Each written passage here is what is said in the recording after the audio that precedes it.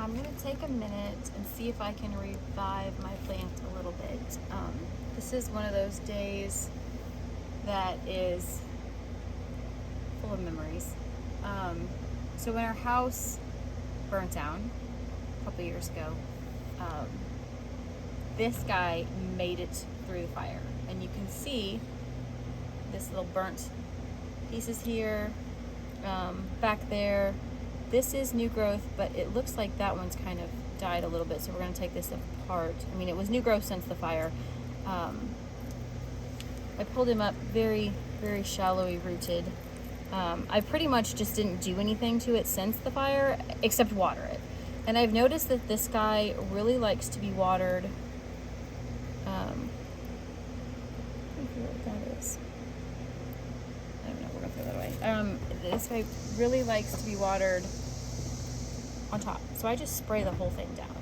So we're just going to take it and see if we can't take it apart a little bit. This guy came off pretty easily, so I'm not so sure that he is currently living. We're just gonna, sometimes if you strip them down just a little bit and put him back on top of the soil, he will live again. So we shall see if we can get him to live again.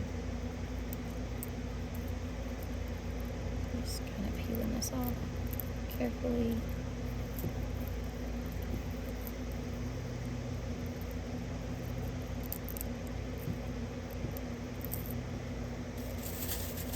And I'm going to end up just putting him right on over there.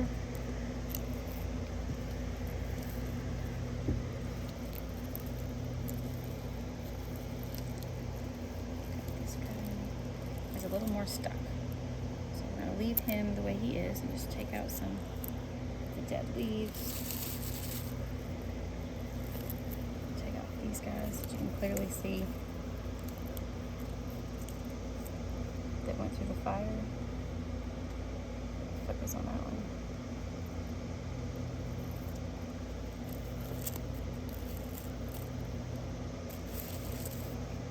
And up here you can actually see in between, almost like where a pineapple. See that these little roots right there? And that may be why this root system down here may actually just be dead. And that may be why spraying him is a little bit better of an idea, because there, you can see the water. I sprayed him this morning, but the water's up here. And then being able to soak into those roots better. There's another beautiful roots. Right up here, this little guy right there.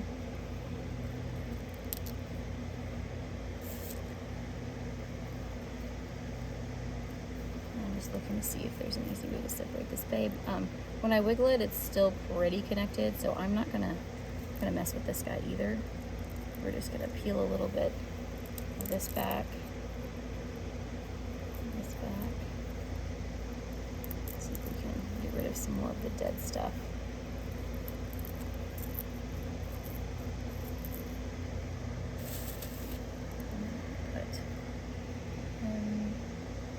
Some more dead pieces. I'm gonna put him back up in here, kind of in the middle, and plant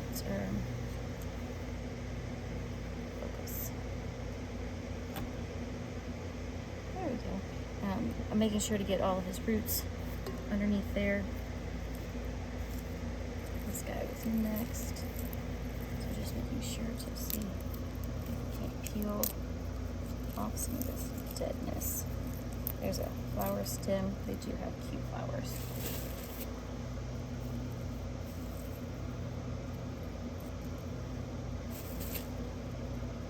This one is another one that you can tell is dead. And you can just kind of, these are all still very thick, and you can feel them. If I pull on it, it's stuck very well. So I'm not peeling them off hard, like I'm not purposely, but I'm just kind of, this soil is very, very dry. And if I had a little bit of time, I probably should soak these guys in some water just to get them nice and fluffy. But I'm in my shop, the workshop a couple times. Well, just almost every day. So this guy too. These are very flat leaves up here. They're not thickened with water like those guys, but they're still stuck very well. So I'm going to try and see if we can't maybe get that dude to grow too. So leave it like this, and then I'm going to grab my water container, and I'm actually going to do what I usually do, which is just spray the whole thing down, and we're kind of going to get this whole area saturated. And they're not outside, so we don't have to worry about the sun scalding them after they get watered or anything like that. They'll soak up the rain here, or their version of rain, water very well. We do use well water. We don't have city water here, which makes life so much nicer. And I'm just going to kind of really saturate the ground. This does not have a drain in it. But evaporation in my shed is a big deal. It's pretty dry in here. So there you go. Bittersweet. Still see a little bit down this brown spot down in here and at the end of this leaf. So I can turn it and see remnants still.